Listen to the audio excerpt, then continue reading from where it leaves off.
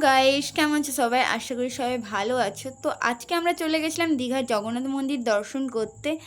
তো আমরা প্রথমেই ওল্ড দীঘা থেকে এসে জগন্নাথ মন্দিরের সামনেই নেমেছি বাস থেকে। তারপর 6 নম্বর গেট দিয়ে প্রবেশ করব। তো সাধারণ মানুষের জন্য এই 6 নম্বর গেটটাই এখন খোলা আছে।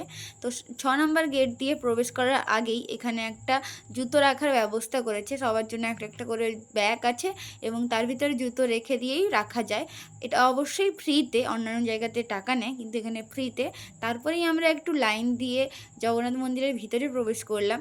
আর যারা যারা জগন্নাথ মন্দিরে আসতে চাইছে অবশ্যই এসব খুব সুন্দর করেছে। আর এর সম্বন্ধে আমার একটা লং ভিডিও পোস্ট করা আছে চ্যানেলে, যারা যারা ডিটেলসে জানতে চাইছে অবশ্যই লং ভিডিওটা দেখতে পারো। তো তোমরা দেখতেই পাচ্ছ আমরা ঢুকে গেছি জগন্নাথ মন্দিরের গ্রাউন্ডে।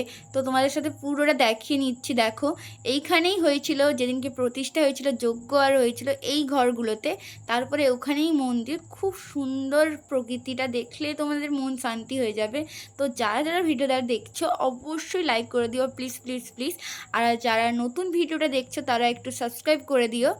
দিনের বেলা যতটা সুন্দর লাগছে মন্দিরটা, সন্ধ্যা হলে লাইট জ্বললে তার থেকে দ্বিগুণ ভালো লাগে। তো তোমাদেরকে আমি নেক্সট ভিডিওতে দেখাবো যে সন্ধ্যা হলে মন্দিরটা কতটা সুন্দর লাগে। যারা যারা ভিডিওটা দেখছো অবশ্যই লাইক করে দিও। আজকের জন্য